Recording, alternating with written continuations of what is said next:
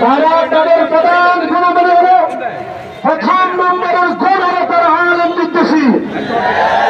আমরা যদি বলি আলেম বিদ্বেষী, তারা বলেন আমরা আলেম বিদ্বেষী নয়। আমরা বলতে চাই কাজে কর্মে কথায় আপনারা বারবার প্রমাণ করতে সফল হয়েছেন আপনারাই এই বাংলাদেশের চূড়ান্ত পর্যায়ের আলেম বিদ্বেষী। তার মধ্যে প্রথম প্রমাণ হল আমাদের এই দেশের কলিজার টুকরা, আমাদের সর্বজন শ্রদ্ধেয় আলেমে দ্বীন, জাতীয় মসজিদ বাইতুল মুকাররমের খতিব, যিনি সমাজের ঊর্ধ্বে সর্বজন গ্রহণযোগ্য মুফতি আব্দুল মালিক সাহেবের মতো ব্যক্তির বিরুদ্ধে তারা মামলা করতে দুঃসাহস দেখিয়েছে। আমরা জানি বর্তমানে সরকার, অন্তর্বর্তীকালীন সরকার ৭৫ জন আলেম তালেবে ইলমের রক্তের মধ্য দিয়ে এই সরকার গঠন হয়েছে।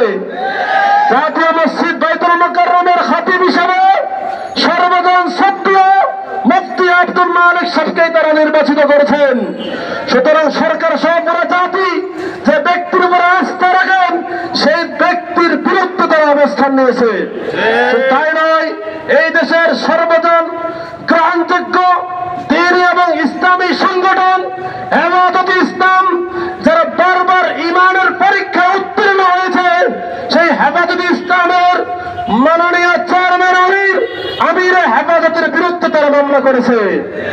এই দেশের ওয়াজ ও মাহফিলের জগতে যিনি কিংবদন্তি আল্লামা নুরুল ইসলাম অলিপুরী, তার বিরুদ্ধে তারা মামলা করেছে। সুতরাং এই সকল মহান ব্যক্তিদের বিরুদ্ধে মামলা করা এটাই প্রমাণ করে তারা এই দেশে চূড়ান্ত পর্যায়ের আলেম বিদ্বেষী। সুতরাং যারা আলেম বিদ্বেষী হবে তারা যত ইসলামের দাবি করুক, কখনো তারা ইসলামের হতে পারে না। আমরা অন্তর্বর্তী সরকারকে পরিষ্কার জানিয়ে দিতে চাই, এই দেশের আলেম ওলামা নিজের জায়গা জমির ক্ষেত্রে আপোষ করতে পারে, কিন্তু ইসলামের ক্ষেত্রে কখনো তারা আপোষ করে নাই। এই দেশের আলেম ওলামা 2013 সালে ওই সাতটা চত্বরে প্রমাণ করেছে সব ক্ষেত্রে আপোষ করা যায়, ইসলামের ক্ষেত্রে আপোষ হতে পারে না, পারে না, পারে না, পারে না।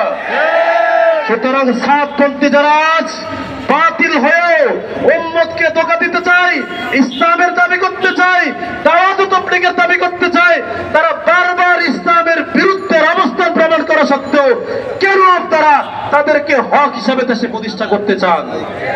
ওই টঙ্গী ইস্তেমার মাঠ এটা বরাদ্দ দেওয়া হয়েছে হক্কানি আলেম ওলামাদের তত্ত্বাবধানে বিশ্ব ইস্তেমা করার জন্য, কোন বাতিলকে সেখানে করার জন্য বরাদ্দ দেওয়া হয়নি। সুতরাং বিশ্ব ইস্তেমার মাঠে সাতপন্থীদের কোন প্রোগ্রাম মেনে নেওয়া হবে না, হবে না, হবে না। সুতরাং অন্তর্বর্তী সরকারকে বলতে চাই, আপনারা আলেমদের চাল এবার রাত্রির বিরোধী ক্ষমতায় বসেছেন। সুতরাং যদি আপনারা ওই সাতপন্থীদের সাথে আপোষ করতে চান, প্রশ্রয় দিতে চান, এই দেশের আলেম সমাজ তাওহীদের জনতা কখনো মেনে নেবে না, কখনো মেনে নেবে না। আগামী দিনে যদি আলেম ওলামাদের পক্ষ থেকে এই জাতীয় হুঁশিয়ারি উচ্চারণ করার পরেও যদি কেউ দুঃসাহস দেখাতে চায়, এই দেশের তাওহীদি জনতা আলেম ওলামাদের তত্ত্বাবধানে তাদেরকে প্রতিরোধ করতে বাধ্য হবে ইনশাআল্লাহ। নারায়ে তাকবীর।